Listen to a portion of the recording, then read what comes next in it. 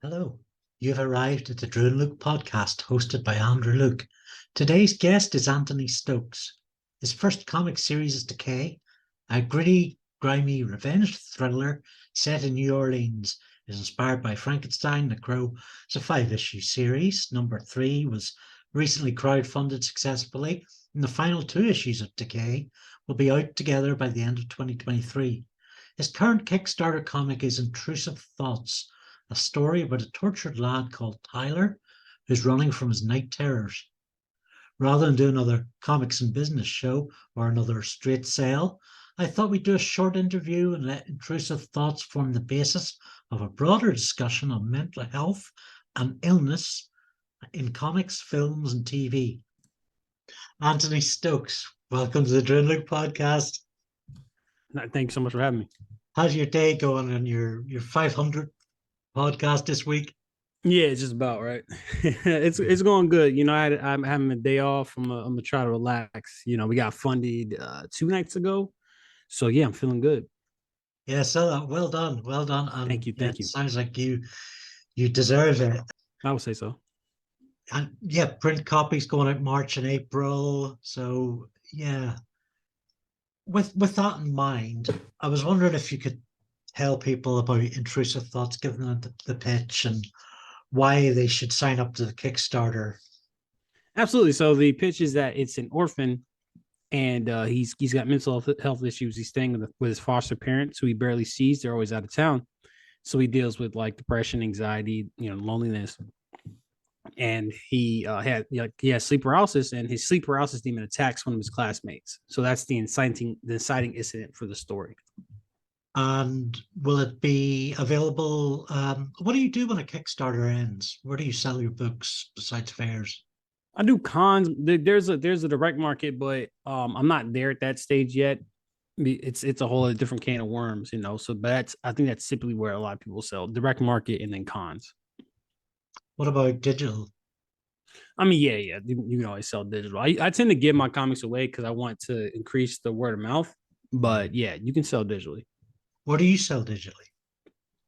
I sell my series Decay 1 through 3, Intrusive Thoughts issue 1. I only have 4 issues out right now, so just those 4. Maybe up on Indie Planet or at your website. Global Comics, and then my own personal website. Cool. So I really enjoyed it. I thought I'd just give you the full review because we were matched up with the wonderful Jeffrey Haas, and I really enjoyed this. You and DNS have packed in the content so economically.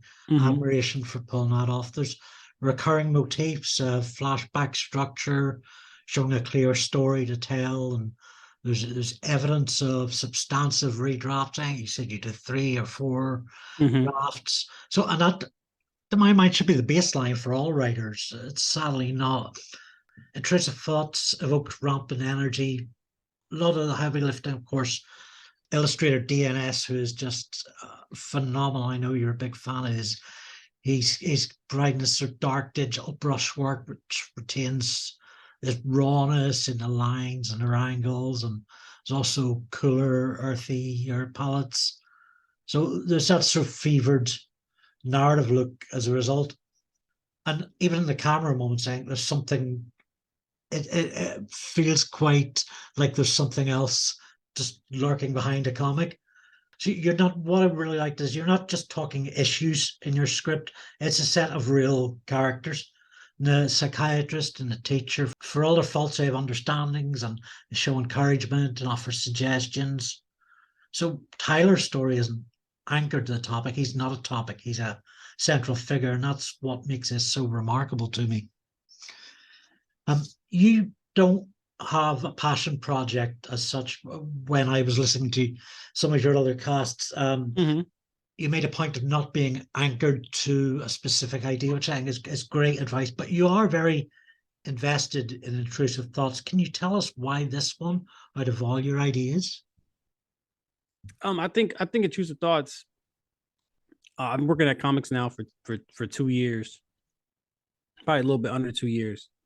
And for me, it's a good time capsule, kind of where I'm at with my career, like technically writing wise and stuff like that. And I also know what's coming with the issues we have later. So I think this is going to be a really big series. And you're right. I don't have everything's passionate, but I don't want to get, like I said in another interview, I don't want to get too tied to an idea because anything could happen. Who knows what can happen? But it's just going to be a phenomenal series, I think. Yeah, ideas can change, and you can uncover new stuff as you move along, and it can take unexpected turns. Did you research the role of Tyler? I've gathered that at least some of it is drawn from personal experience. Some of it, I mean, like it's just more the ideas, right? It's like the idea to be able to communicate the ideas of like depression, anxiety, loneliness, and who would feel that more than like an orphan, right? And then in the story, his foster parents are like they're not around. They kind of just jet set and kind of leave him at the house. So he's not even in a place. He's almost in a worse place than being like in like an I don't know about an orphanage because it's like all right, there's nowhere to go from here. He's about to graduate, so he's in a really tricky spot. Yeah, he's going to be out on his own. There's that separation there. Mm-hmm, mm-hmm. So, yeah, I mean, I think we can all relate to loneliness at some point, because that is how we're born into the world and how we go out. And in my own life, it's something I just decided in my early 20s that I didn't like. I damn well better get comfortable with. And I think it's made me a lot stronger as a person, that independence. But it can be a very, very challenging time for teenagers, for young folk. Yeah. Um, got that. So I just wanted to ask a little bit about your writing process. Well, actually, I kind of want to ask a lot, but Mm-hmm. I'll just condense it for time. So you write a sort of a rough draft. It's like 80% right. You do your second draft, your panel breakdowns, your once overs, and you give perspective to people. But I want to go right back from even there, from even like the rough draft or around the rough draft. How do your ideas begin in giving them out? I mean, it's all kinds of different things. A lot of the times it's a particular feeling or a particular dynamic that I'm going for. Like typically my stories are about two characters. Like my series of K, this is about it's about a brother and sister. You know, I have another series that's about a brother and sister. So that's kind of where it starts. It's like an interesting dynamic between two people, and then that kind of just builds out from there. Like I try to get into the psychology of the characters, you know. Is the very first draft, is it a rough script, or do you do so? What I've been doing is morning pages, Mm-hmm. like 3 pages first thing out of bed. Doesn't work for everybody all the time, but I find it really good for that sort of first generating of an idea, or putting down something that's been in my head for a while, and just Mm-hmm. making the time for that. That's interesting. That I don't have so much of a routine to write. Um, because there's so many different stages of developing an idea, right? Like you have the premise, you have like the story, you have like series outlines, you have making it, you have like referencing when you make a comic book, you're referencing the new pages, the sketches to the script. Yeah. So I typically I have stages where I write a lot. Right now I'm kind of in a writing stage with another series that I'm working on. So for me, I just try to do anything that's going to be productive. I try to do that, you know, like any given day. And I have like 4 different series I'm working on at this point. Like 5 really. So there's always something to do, you know. That's interesting. So you would sketch out characters. Maybe is that like I do that. I write poetry based on characters. So essentially, like when you get sketches from the artist, you have to compare it to your script to see how it goes for continuity, just to see what it's looking at and stuff like that. So that's what I meant. So the writing for me is like I can write a comic book script in like 2 days. You know, the rest of it is like so much longer of a process. You said dialogue is your favorite part of the process. Mm-hmm. Mine too. It really floats my boat. Yours is very minimalist. You are content just to let the illustrator tell the story, Yes. um, which is a very difficult skill. But there's a good argument that that's what comics, broadly speaking, That's need. what you're paying the artist for, you know? Like, why would you want to cover up their art? You're paying for it. Yeah, they're the ones doing the hard lifting. We're just sort of riding along on our coattails, in a sense. Mhm. Don't you find that really bloody hard? What? That being able to speak character and sort of established character with very short speech or caption. No, I don't find it hard. I can see why people would find it hard, but if you master, here's the benefits of visual storytelling, right?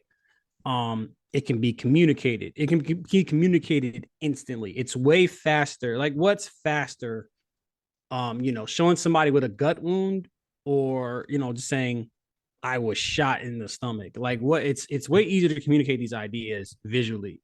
They stick in your mind visually. Like when I'm watching a movie that's really dialogue heavy, or TV dialogue heavy, the exposition, I tune it out. I can't pay attention, but it's so much easier to communicate visually. As I stated, you're paying the artist. You're paying the artist. Why would you want to cover up their art? So for me, the minimalistic aspect of it works. It works because, all right, I got one page to set up my character, like really, or I have one page to set up these ideas. I got to do it efficiently. So what it forces me to do is work very efficiently.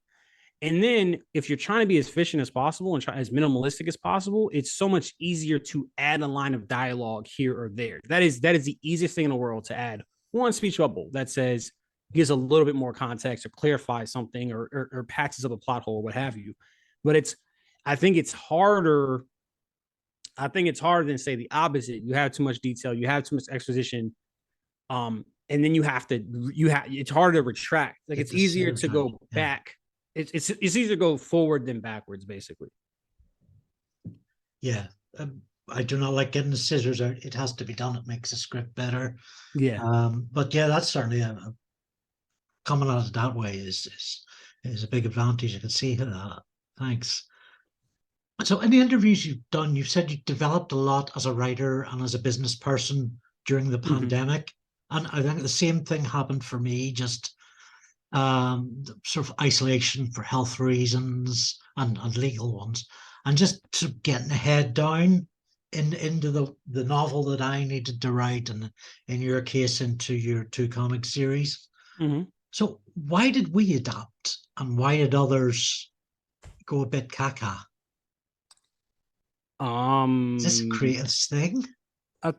I mean, it's like, how bad do you want it? That's what I look at, because it's such people look at, like, for instance, marketing. I talked about it so much. It's like a bad word, right? It's like a dirty word, but a lot of people, that's what you have to do. So it's like just doing essentially what you need to do to get the product out there, which get the product out there, as well as, like, you to make more of the product, to make a sequel, to make another series, etc. Right. Yeah, very much the same here. Who were you pre-pandemic compared to who you are now? Right. I had way less direction. It just coincided with my job. I was very fortunate. I was like, not great. And I wasn't financially stable at all. And then the pandemic happened, and I was fortunate that I worked at a job that, one, I could work relatively safely during the pandemic, and I could work. I basically, I could work whatever hours I wanted. And to me, I was like, all right, cool. I mean, I'll tell the story. So essentially, I was working somewhere, and my boy was like, yo, they have weekend shifts available, so you can work a 4-hour shift or an 8-hour shift, right? And I was like, cool, I'll go out Friday night, work a 4-hour shift on Saturday, and then boom, I paid for my night out, basically. And then so the pandemic happened, and I was like, well, I'm not doing nothing, I'll just do Saturday. I'll do a 4 on Saturday and Sunday. And then it ended up being like a 4 on Saturday and an 8 on Sunday. So I was working like 50 to 62 hours a week for like a year. I worked harder than I've ever had in that year. And that kind of just set the tone for how I wanted to operate in the creative space. You know, like I was like, I'm going to work hard. I'm going to do what needs to be done as well. And nothing was harder. That was like some of the hardest because I would get off at like 4:30 a.m. And then if I had a 9:30, I can go home and sleep for 4 hours. I'd have to sleep for 4 hours, get up, drive to work, or it was 6:30 and I would just sleep in my car for 2 hours. But it really it made the rest of it a little bit easier. Anytime I can get a good night's sleep, I'm like, that's a luxury. Not, it is a luxury. You know, that's a Shouldn't be, but yeah, I get that. like, okay, I'm good. I'm doing better than I was, you know. So that kind of, yeah, that's the backstory. That's the origin story. Yeah, in my case, it was. I mean, a lot of the things pre-pandemic where I would go out, I would come home, I would feel tired. So I have mobility issues. I've uh, social anxieties, and in the pandemic, I was lucky enough to have a job that I could do remotely, as how we're speaking, and that so just being able to roll out of my bedroom back there and to this desk just cut down so much stuff. I was able to socially do that. So all the sort of the impediments that existed to me in society pre-pandemic, once lockdown came, all those obstacles were removed. The society came to me, or I came to it, but we met in this internet space. Mm-hmm. Um, and that's just so much time is cut down because of that, in that productive way. So yeah, able to get very straight to things. One of the interviews I listened to was first one actually was with Solar Bird Nerd, about your being on the phone about work during holidays, and that as creators we're constantly in danger of burning ourselves out, because Mm-hmm. it is as she said, it's a highly competitive industry. So this is kind of leading into where you are now, taking some time off apart from this podcast and the next one. Mm-hmm. What does your dream holiday look like? Not dream holiday. I don't Yeah. know. I really don't know. I think I would just want to hang out with my family. Really, just go back home because I live like 3 hours away from my hometown. Just go back home and see my people, and I'd be cool with that. Good. Yeah, sounds like a good plan. Where are you from? I'm from Manassas, Virginia, which is in right now I'm in Chesapeake. Yeah, so Virginia, you know, like by the coast. So all the interviews you've been doing have been very different. I've noticed something odd. You've never repeated yourself. I try not to, man. I really try to give really thoughtful answers. I try to give like as well a lot for the interviewer to, like different directions and different opposites. Yeah, I just want it to be entertaining because if it's not entertaining, it's not helping me. It's not helping anybody really. Right. Do you think there's an onus on us to come up with that new material on social media? Is that kind of the hard way and therefore the most worthwhile? Is it hard? I'm sorry. You say it's hard for to come up with material for the social media? I'm sorry. Could you rephrase that? Rather than just so you've got your log line. Presumably you've got like a few prime log lines for your projects. Rather than just haul those out each time, yeah, isn't it harder to like tailor something to each interview? Is that why it's worth doing to you? I think so. I mean, I don't know. I'm a pretty thoughtful guy. I'm pretty good on my feet. So it's not something I plan on. It's not something. It's just something where I'll think the extra moment to kind of figure out something different to say. Yeah, pretty much. Cool, cool. Yeah, I stagger and I stammer and I a lot, and we haven't had a whole this interview, so we must be blessed. Absolutely. I Absolutely. very almost did it there. What we were going to do was Mm-hmm. go through some of the comics and the TV and film that we like, and talk about them in relation to mental health. Hmm. What has influenced you in comics regarding your choice of intrusive thoughts? I'm sorry. What was that first part of that? What has influenced you in the comics you've read that led to you thinking intrusive thoughts could be a comics project? I'm big. I'm heard, and I've said this in a lot of interviews. I'm a big manga guy. I'm a bigger manga guy than comics guy. Just I think which is part of the age. I really came. I grew up in the Shonen Jump weekly era. For those that don't know, that means you get a collection. Shonen Jump would release like for like $5, you would get like 200 pages, 250 pages of content. It was amazing. It was so great. So And so really my first love is movies and my second love is manga. So I would have to say manga, but I would say Death Note was a huge inspiration. Chainsaw Man, Tatsuki Fujimoto was huge.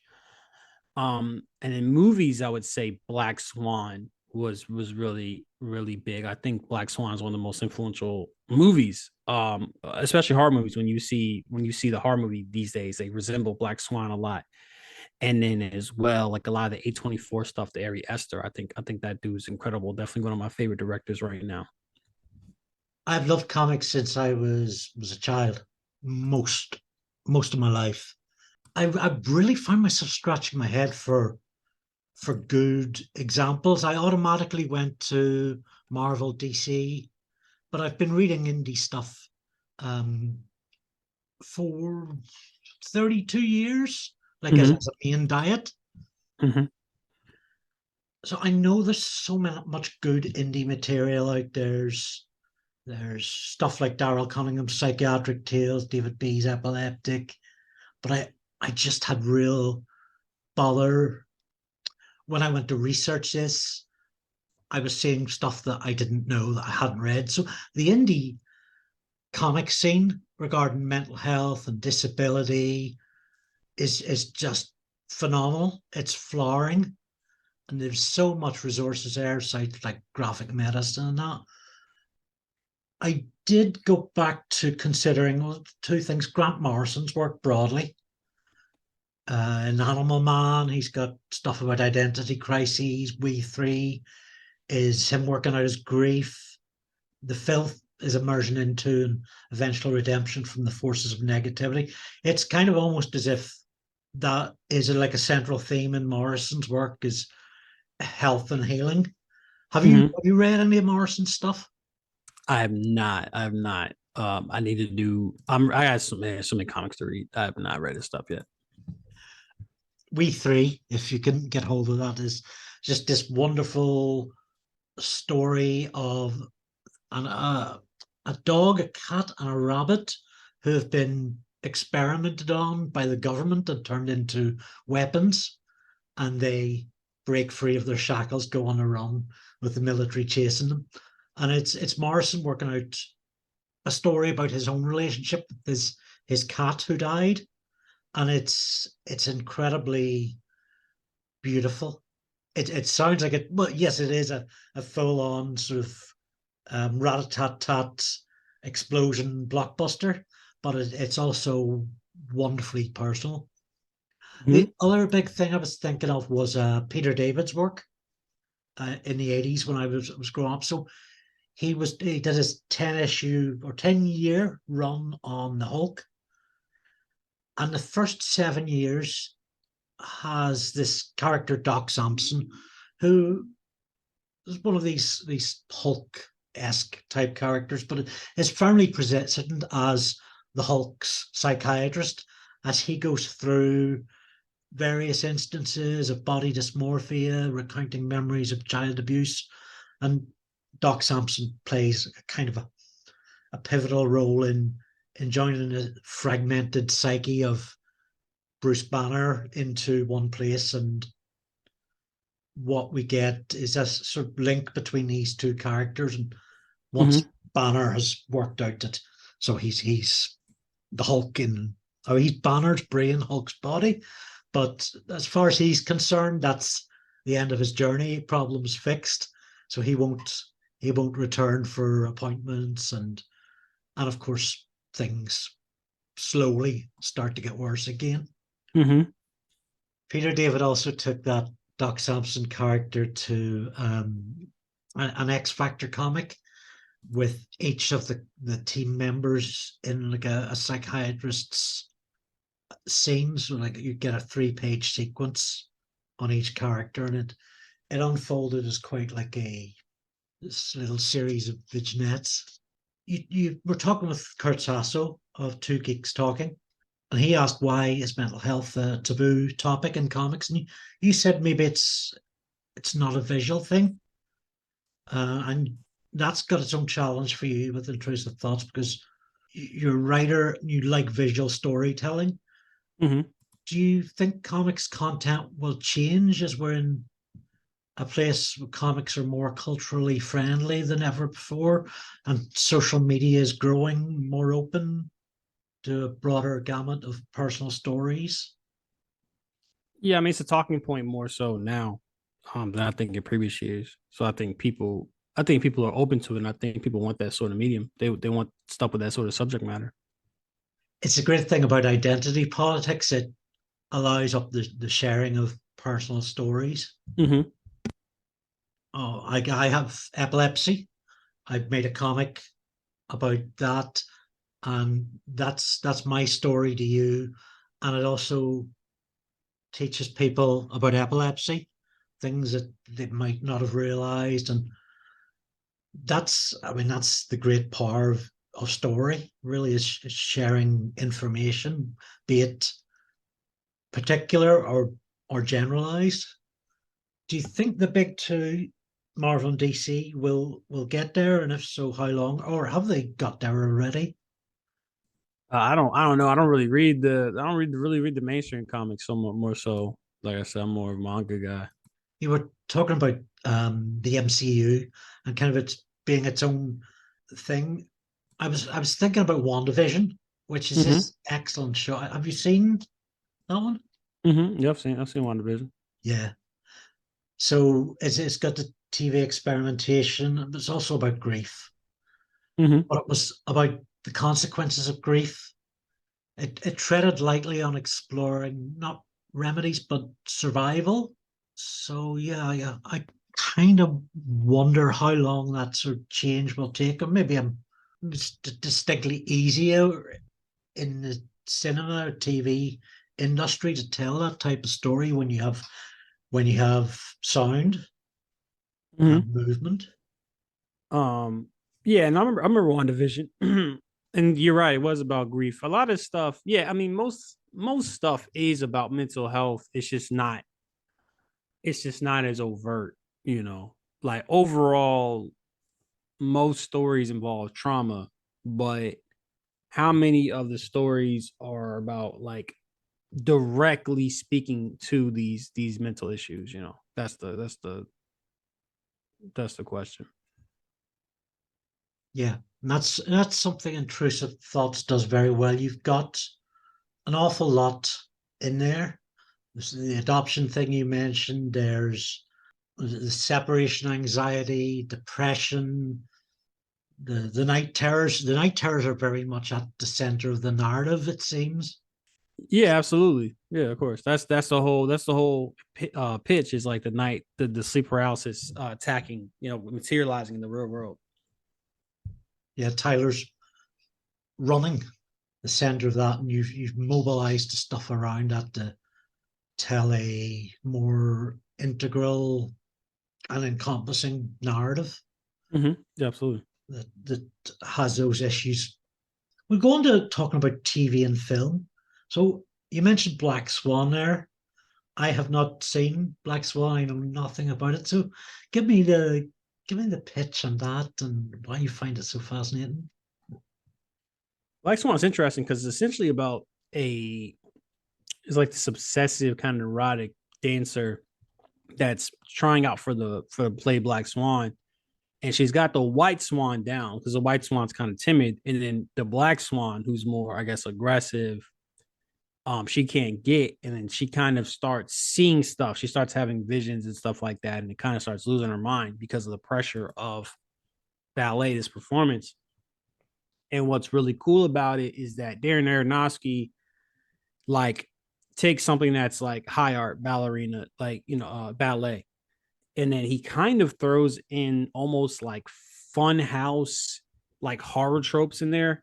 Like, um, there's a great moment where she's looking in the mirror and she's doing like a dance, and then her it's creepy because her reflection is like a quarter of a second off.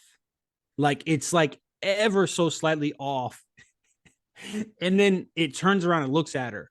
So it's you get this great blend of like, yeah, like almost like cheesy horror with this, of avant-garde kind of plot, and it's like I just love it because it's an Oscar movie, but it's not very dry. It's not a dry movie. Yeah. Hey, so one for me to move up my list a bit. Check it out, please. Yes, Yeah, sir. absolutely. We've both seen Netflix's Jessica Jones. Actually, went back to comics for a while. I haven't read the original comic. Had you? No, I have not. But the first series of the Netflix show was just phenomenal. You've got David Tennant in possibly his finest role that I've seen, as this just utter psycho stalker kill raven. I mean, the character of Jessica is, for those who've not seen it, we're going to spoil it, is a young woman who was held sway under the control of this Kilgrave character who abused her sexually, socially, the complete mind control works. And after Jessica has reclaimed her life, and one of the things that interested me in the way we wrote this character was that she's an addict to alcohol. She's still coping with flashbacks and PTSD, and there's a therapy group that builds around her from other survivors of Kilgrave's um, tormenting. And Jessica, our hero, does not want to be part of it. She's had enough, and that life and the therapy, it's all the same thing. It's all stuff that she doesn't want to consider. What spoke to you in that series? How's your memory of it? Oh no, I mean I think it's fun. Well, I think it handles the mental health. It tells a story. Like it tells a really compelling story first and foremost, and the way it handles the PTSD, is very believable. It's very believable, and the kind of the breakdown she would have was great, and then as well as this idea like having a main character who's basically like the king of like manipulation, which I think a lot of people deal with. I thought it was fantastic. Yeah, I took some notes in a video just before we come on. There's a lot of really good use of lighting, purple in particular, to be linked with Kilraven's or Kilgrave. I've got both names here, to do with this tormentor's actions, and there's jump cuts, there's playing about with reflections. You get the past explored a lot through flashbacks, which are often shown to intrude on the present. And when we get Tennant's character as Kilgrave slash Raven, he's very much kept in the shadows. He's a silhouette, or he's just off screen. We just get glimpses of him, which really keeps Jessica at the center of the play, so that the focus is on the survivor rather than the monster. Mm-hmm. Which is a line I stole off a YouTuber, which I really like, and I've passed off as my own successfully. Who's the YouTuber? The YouTuber is, see if I still have them open. Yeah, this is Amara Wombat, possibly. And I will link to it at the bottom of the post. Sounds good. You are all up to date with Better Call Saul? Oh yeah. I caught up with it. Pleased at that finale? Yeah, I mean it was cool. It was cool. I'm not gonna lie. I never really got the Better Call Saul infatuation. I thought it was pretty good, but I don't know. It was I'm maybe so relieved to hear you say that because I was quite in the same boat, at least for the first half. yeah. That was much too slow, and certainly would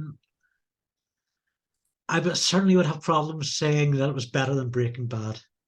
Yeah, no, absolutely not. And then my problem with it was that for the first like you said, slow, and then when it picks up, it's just like a Breaking Bad. Like it's a Breaking Bad. You have like the Jimmy story in the Breaking Bad prequel, and to me, they don't ever feel conjoined. It doesn't ever feel cohesive. And also, you're not giving me the heights of Breaking Bad. It's like Breaking Bad light. It's not even as good or as interesting. And also there's so much. Like, I can't stand when it's like we have a prequel, so we have to show the origin of everything. It's like no, that's who cares. Like who cares? Like, who cares about how the facility got built? Like, what? Like, why? It's so much more interesting. Like, Gus was so interesting because of the mystery, and it's like, okay, you've removed all the interesting, the intrigue from all these characters. That's great. I didn't think it was worth it. Interesting. I wouldn't quite go that far. Yeah. I think the earlier stuff, actually, the stuff that I'm wanting to talk about now, was the stuff that I found less interesting. Was the Chuck McGill years. And I think Chuck is a very different character from Jimmy. He's an elderly man, to be fair. Jimmy is a young man. He's a part of the institution, and he's got electromagnetic hypersensitivity, sort of a psychosomatic. Is that the term? I think so. Yeah. Yeah. So I read this paper, which I thought I'd share a few things from Tara Callahan. The article is Better Call Saul and American Psychiatry. And she honed in on Chuck as kind of being representative of all Hollywood and television's preconceptions or prejudiced preconceptions of mental illness, and also the sort of the mind body dualism. If you remember, Chuck was insistent that his condition was a physical one and not a mental one, that there was that stigma in it. Right. So this is one of the things Callahan is talking about, um, and of course within Chuck's narrative, I mean Jimmy eventually sort of gets his day in court by claiming the reverse. It is a mental condition only, but the whole breaking down of the mind body separation. Initially, Jimmy and Howard are on board with Chuck's argument. The thing is, there is no split. It's mind and body. It's all one. It's not Mhm. never one or the other. Right. Yeah, no, it's interesting, and I like that character. And no, that's a great scene, and I think the thing that Better Call Saul does really well, I will say, is character drama. Um, and that no, that was a great moment. That the conflict between those two brothers was incredible. Yeah, it felt very real and visceral. Mm-hmm. What would have been your favorite part of Better Call Saul? Looking at the whole, I think it would anything with Nacho. I liked it. I like Nacho a lot. I think that Michael Mando is an incredible actor. Like the way his character ended up, I didn't care much for. But anytime he was on screen, he's just a phenomenal. He's just a phenomenal screen presence. yeah, there's a character who's very much in a state of social anxiety because constantly he is between two or three forces, and he's just wriggling through trying to do what he can to catch all the plates that are spinning around him. Yeah. No, exactly. It's actually, as we record this, it's Better Call Saul's eighth birthday. Oh yeah, that's right. Yeah, shouts out. That's Yeah, crazy. That's oh my god, thanks. it's been on that long. So that's us. Do you anything else to add? No, man, I think it's a great comic book, and I think people really enjoy it. I think they should check it out. Yeah, I do too. So on Kickstarter for another 10 days or so, we'll have a space in the link. And then you're going to be busy mailing out copies and such like. But absolutely hit you up for if you want to purchase a copy. Mm-hmm. Go and see. You probably be back on the con circuit this year. Yes. Yes, I will. Fantastic. And we'll leave some links in the descriptions to all your stuff. Please. Thank you so much for doing this with me tonight, Anthony. It's been a real pleasure. Anthony Stokes, very much one to watch, people. He's Stokes by name, Stokes by nature. Mm-hmm. And I'd so much more I'd love to ask you maybe another time. Absolutely. Yeah. Yeah, for sure. Be back. Thanks so much for spending some with us, and you enjoy your holidays now. Look after yourself, bro. Absolutely. Absolutely. Thanks so much. Thanks for having me. Thank you. You can follow me on Twitter at Andrew Luke or support me on Patreon at patreon.com/Andy Luke. Every month there I share comics, novels, well, not every month. They're short stories. All this available in the archives as well as exclusive premiere access to the Drew and Luke podcast. And my other one, I've Never Read Discworld, early releases for you folks from $1 a month. And we've got a poll on at the moment to talk about the new direction it's going with new fresh material planned for this year. You can find out more about Anthony's comics at decaycomic.com. Follow him on Twitter at Stokes the Writer or Instagram at decaycomic. There's a link below this podcast to the Kickstarter, which is still active. So get in there now. It's a really, really great read. And there's some wonderful stretch goals like variant covers in there too. Thank you so much for joining us and think happy thoughts.